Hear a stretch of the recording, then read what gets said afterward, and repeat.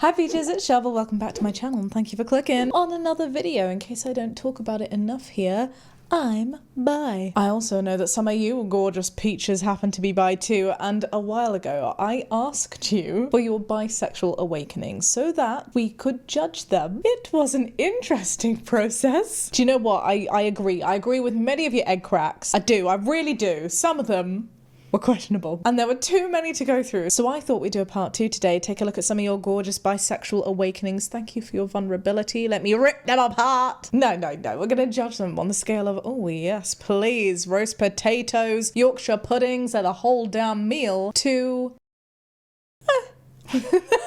That's the scale. I was trying to think of a term, but works, right? Thank you, Matt. If you could kindly create that scale for us. Ba-boom. Are we ready for the first awakening? Oh, do you know, I feel Emma Watson is so versatile. It's so context dependent. Emma Watson in what? Short-haired Emma Watson. Thick liner Emma Watson. I feel you. Frizzy-haired young Emma Watson. But no, start and tame. This is okay. You may pass. I'm gonna pop Emma Watson like here. Seems quite reasonable, right? As always, gorgeous peaches, if you would like to rate along, get your fuzzy butts downstairs in the comments section. Let's have a chat. Just be kind. Black Widow. Oh, I feel you. I have a certain thing for Scarlett Johansson. I can totally see why this is a thing, and I get even more gooey-eyed and absolutely just enthralled and like awe-inspired when I see the shorts of Scarlett Johansson like calling out double standards in the movie industry generally. And me saying this is not anti-feminist because I thirst equally over many Marvel superheroes regardless of their gender. Okay? I'm just thirsty. But yes, Black Widow. And then we met her sister, Yelena, played by Florence Pugh. My goodness. They're definitely on this end of the scale. They're definitely around here. Okay. Rose Tyler and Jack Harkness. Okay, for my fellow Whovians, I can see this.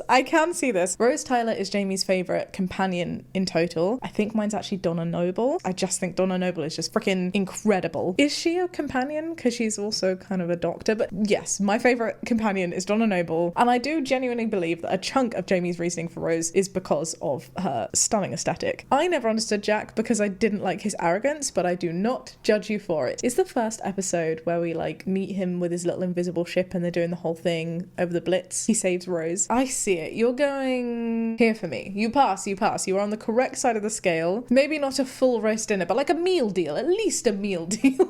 Oh my gosh, I feel so shallow. I kind of love it. We never just do content like this for content's sake. It's quite fun. Okay. Tinkerbell from Hook. Am I going to get severely berated right now for saying that I've never seen Hook? Let's Google what Tinkerbell looks like. Tinkerbell's like the tiny fairy, right? Tinkerbell.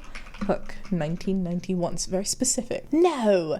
Tinkerbell's played by Julia Roberts? Wow! Okay, Julia Roberts I can see as a tiny mischievous fairy. And with that haircut. Alright, I'm going to put you over here, but you need to understand that my judgment is coming from literally the 2-second thumbnails that I can see on Google Images. Okay, I haven't seen the movie. Is this a fair and accurate portrayal from other peaches? Let me know. Oh, hang on a second. Now I'm seeing that there's like an on-screen kiss between Robin Williams and Tinkerbell. What is this movie? Is Robin Williams also playing a tiny little pixie, or is Tinkerbell large now? I have many questions. For now, let us move on. Oh, Jade from Victorious. Okay, Victorious was also on my list. I wholly attribute a lot of my bi-awakening to Victorious. However, I was Team Tori. I always thought that Tori was way cooler because she was nicer than Jade. I don't know what it is. I didn't like the Mean Girls. I kind of like the Mean Girls, but I didn't always like the Mean Girls. Jade was mean to Beck, who I also fancied. That's the problem. So I don't know. I was not as on board with the whole Jade fascination as a lot of the community seems to be very nostalgic over. I get it, but personality is an important part of this for me. And so taking into account Shaaba, bi judge, I don't know where this is coming from, puts Jade here, smack bang in the middle. She's so Marmite to me. You go right there, Jade. Okay, Vanessa from Phineas and Ferb. Really? What's the sister called? Candace? Candace and Vanessa. Okay, Vanessa is the hot one. Hang on, I need to Google this. Vanessa? The green-haired Phineas and Ferb. No, this isn't who I was thinking of. Who was I thinking of? Who's the character with the black hair with the green strip? I'm thinking Kim Possible, aren't I? I think I'm thinking Kim Possible. Okay, I'm seeing Vanessa. I see it. Sometimes we have to judge cartoons in particular with a heavier brush, but I see it. Especially the whole, oh no, my daddy is a super villain. Whatever will I do? I see the bisexual conflict that exists within her. I can see its relatability and how it may crack a tiny bite egg. Vanessa Doofenshmirtz. You are just... Oh, we need to move Jade over and we need to put Vanessa here. They're close though, they're close. The entire cast of Buffy, specifically Spike, Buffy and Willow. I don't agree with the entire cast. That is a bit of a but these three in particular, I totally agree with you. I have to say, I don't understand why, and I never thought I'd be confessing this on the internet, but I kind of dug the Spike Buffy storyline. It was wrong. I get it. I also don't know if it matters that I was only very recently exposed to Buffy. Buffy has like no nostalgia for me. I watched it for the first time this year, the beginning of this year, maybe the end of last year, but recently. And it was so bad. There were so many red flags, but Spike and Buffy, dude, that was the connection. I just found Angel to be really spongy. I don't know how else to explain it. It was wrong. It was so wrong, but it was so right, you know? And Willow, bad Willow in particular. Bored now, Willow. Yes, okay, I take your Buffy cast and I place you solidly this chunk of the scale. Do you know I never understood though the aesthetic appreciation of it? I'm sorry to sound mean, like I don't mean to sound mean, like I get it, like objectively I guess they're like kind of attractive, but like, for me, I never quite understood why people were very attracted to Oz and Xander. I didn't get it. I found them both to be incredibly annoying. I'm sorry if you disagree with me, that's just my opinion. But Xander in particular, he was like if a textbook like burped up the stereotype of a high school American boy, it was him. Okay, let's move on before I get myself cancelled. Whoop! Marceline from Adventure Time. Am I saying that right? I also haven't seen Adventure Time. Is that a bad thing? We are starting to watch it. I've watched the first episode 4 times now and I've been distracted every single time. I don't know what's happening. I'm not saying it's a bad show. I think I've just had a lot on it, but I'm not hooked. Yeah, Marceline, what do you look like? Marceline is a beautiful name. Marceline. Oh, interesting. I'm seeing like zombie, vampire, cowboy, emo with long hair. Is this the vibe? Oh, she plays the lute? Is that a lute? Are you a lute? Are you a banjo? She has bangs. Marceline, the vampire queen. Okay, I mean, I see it. Tiny, stifled, closeted. Shaaba, who was a total emo, would look at that and be like, yeah, I think I want to be Marceline, and if she were to die I'd be like, I'm so sad and I don't quite know why. I feel like most of this would be a personality thing, to be fair, more so than like an aesthetic thing. I'll give it to you. Again, considering that I've not seen the show. Okay, we're gonna place Marceline here, this side of Vanessa. Oh, the cast of The Mummy. Hard relate. I was joking about this to Jamie recently. I was like, pre-body emotep. No, I'm kidding. Yes, very much this. A young Brendan Fraser, especially because he was like kind of goofy and not like a total dick. Yes, and Evelyn as well. Big yes. She was so smart and her hair was just so perfect all the freaking time. Like I totally agree. Even the baddies. Anouk Sunamoon. Am I remembering that right? I don't know if I am. They were in true 2000s style, very scantily dressed. And you know what I appreciate? They were both scantily dressed. Appreciate was absolutely the wrong word to use in the context of this video, but do you know what I mean? Like it was equal levels of beautiful golden skin. And that's where we're gonna leave that. I stick you here. X-Files. Again, another show that I haven't watched. Am I just like really sheltered? Am I the only one that has not watched all of these things? X-Files. No. Anderson. I dig. I see it. I see it. Though wait, I'm not a fan of this guy. Fox Mulder. He's giving me bad vibes. What is the purpose of the show? Why have I never heard of this? X-Men, sure. X-Files? Sci-fi, supernatural fiction, horror, mystery, thriller. How have I not heard of this show? Fox Mulder and Dana Scully, 2 special FBI agents, probe into cases that have been left unresolved. This sounds like something that should be on my list. Is Mulder the father of Scully's baby? Oh no, there's drama. I'm not gonna look into that anymore. I don't want to see any spoilers. No thank you, but the show, yes please. Gillian Anderson, absolutely. We're gonna pop her here. We haven't had many moments yet. I wanna Dua Lipa, the little pencil sharpening, the self-assuredness, the sad songs to disco beats, it's a vibe. With an honorary mention to Tessa Thompson, totally agree. Thor, Love and Thunder. I know it's a little bit silly, but I dig the vibe. I thought it was very good. Of course I'm gonna love the fact that it was like LGBT plus rep as well. So it's quite like milestone moment specifically for Marvel. So yes, I agree with this. Tessa, you belong here. She's someone's endgame for sure. Oh, Daphne from Scooby-Doo. Wait, is Daphne the pretty ginger one? Velma's the geeky one, right? Daphne's the one that's like constantly chasing after Fred. Again, it's the Mean Girls vibe, right? And then there are so many Scooby-Doo versions. Are we talking real life Daphne? Who I think might be blonde. In the animation, isn't she ginger? Daphne's totally ginger as a cartoon. Oh, here she is, Daphne Blake. Yeah, I guess she's ginger in the real life Scooby-Doo. Was it a live action? But like, she should be more ginger for sure. I've only just noticed this for the first time now. She's like a proper redhead, and maybe this lighting just looks particularly blonde in this thumbnail. But no, justice for the gorgeous fiery headed people in the world. That is not fantastic representation. But yes, I do think she's very pretty. I haven't seen the Scooby-Doo movies in a really long time, but if I'm remembering it right, isn't she actually like kind of cool? Like, she's wanting to find her own voice, and this is her whole like, no, I'm breaking from the stereotypical pretty girl. Maybe I'm digging too much into it and making the characters and storyline arcs of Scooby-Doo significantly more complex than they were ever deemed to be. But we're gonna go with that, and we're gonna pop her like here on the scale. Yes, Daphne. Emma Watson specifically as Belle. Okay, we're gonna transform our Emma Watson on the scale and move her lower. I found this portrayal to be really annoying. I cannot tell you why. I like the movie. Belle is my favorite Disney princess. Wait, she's my favorite of the OG princesses, followed very, very closely by Jasmine. Belle Emma Watson definitely deserves to be lower on the scale. We're gonna pop her here. It's fine. I'm not judging you too harshly. I'm just not giving you double servings. Roderick Heffley. Who is that? 1 second. From Diary of a Wimpy Kid?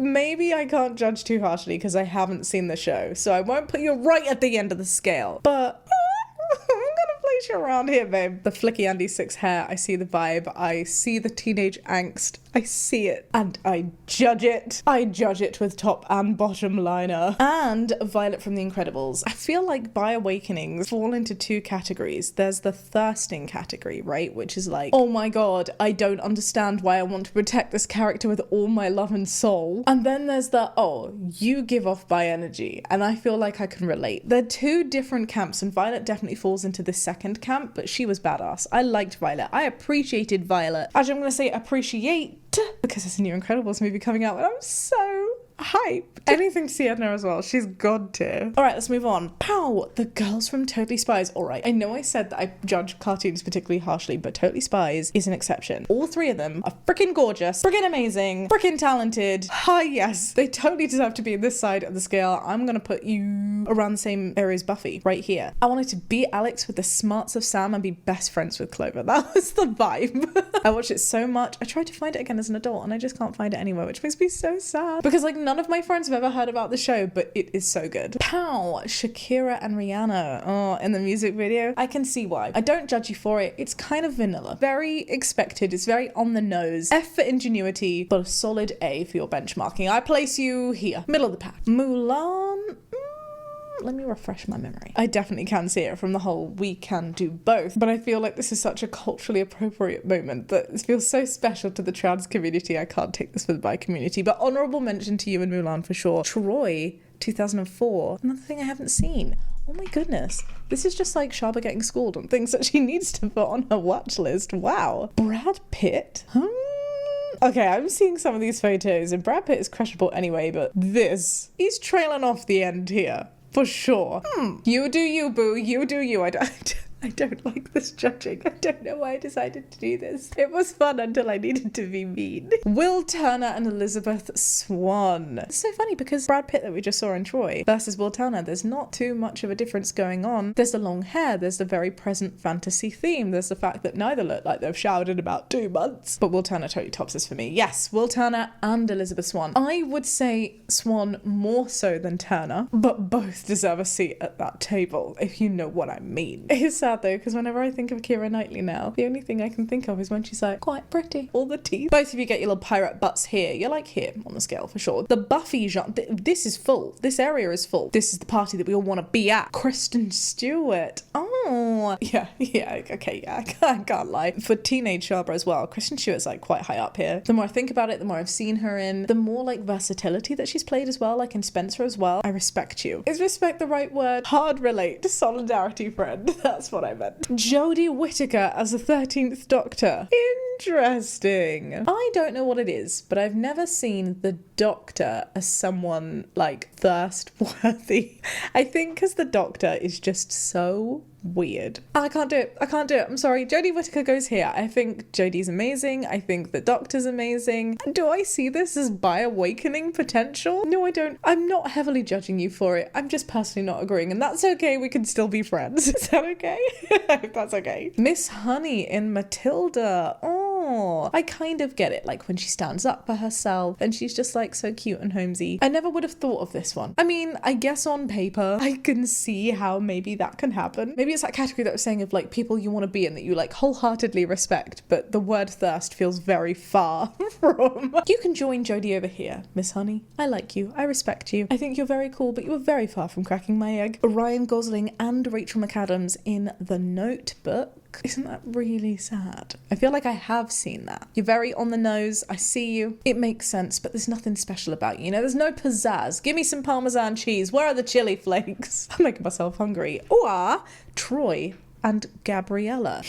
Troy, yes. Chad, yes. But Gabriella, she was just so damn annoying. I found her too whiny to even be likable, to be fair. I think I'm the only one who thinks this in my friendship group. They all look at her with gooey eyes. I put your Troy here and your Gabriella here, and you're just gonna have to deal with it. Jennifer Lawrence, especially in the Hunger Games. And then she turned out to be like really funny too, and she laughed a lot and she broke the expectations of what you expect to see for someone in the spotlight. Yes, yes, yes.